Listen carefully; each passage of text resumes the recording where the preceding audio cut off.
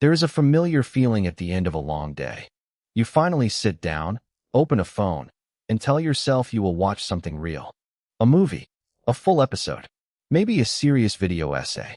Then 20 minutes later, you realize you have not started any of those things. You have only skimmed short clips, headlines, messages, and little sparks of content that appear and disappear. It is easy to call that laziness. But the more interesting question is why short content wins so often when attention is tired. Part of the answer is simple. Modern life is noisy. Work messages, news alerts, social feeds, and unfinished tasks all compete for the same mental space. By evening, many people are not looking for depth. They are looking for something that asks less of them. A short video does not demand a big commitment. A 3-minute update feels safer than a 40-minute episode. You can finish it between stops on a train, while food is heating, or before sleep takes over. That low commitment is a huge advantage. In product language, short content reduces friction. The start cost is tiny, so more people actually start. And once they start, the next clip is already waiting. There is also an emotional side. Long content can feel like homework when your brain is already full. Short content feels more like a snack. It gives a quick hit of novelty, humor, surprise, or useful information without asking for patience. When people are tired, quick reward often beats delayed reward. That does not mean everyone has a shorter attention span forever. Many of the same people can still watch a 2-hour film on a weekend. They can still finish a book on vacation. What changes is the context. Attention is not only a personality trait. It is also a budget that rises and falls with energy, stress, and the day you just had. Platforms understand this very well. Feeds are designed around rapid sampling. If one clip fails in the first 2 seconds, another appears immediately. You do not need to decide carefully. The interface decides for you by making the next option frictionless. That design rewards content that hits fast.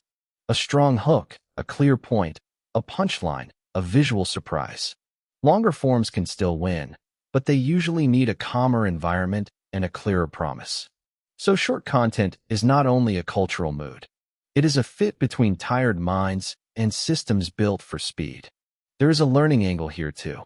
When people want to improve a skill, they often imagine long, serious sessions. In practice, many days only have small pockets of time. A short lesson can fit into those pockets. It can lower the barrier to returning tomorrow. Consistency often matters more than one heroic block of effort. That is one reason short practice can feel surprisingly powerful. But short is not automatically smart. The same format that makes starting easy can also make thinking shallow. Complex stories get flattened into hot takes. Nuance disappears because nuance takes time. If every idea must fit into 30 seconds, some ideas never get a fair chance. There is also the risk of endless sampling without arrival. You consume a lot, but remember little.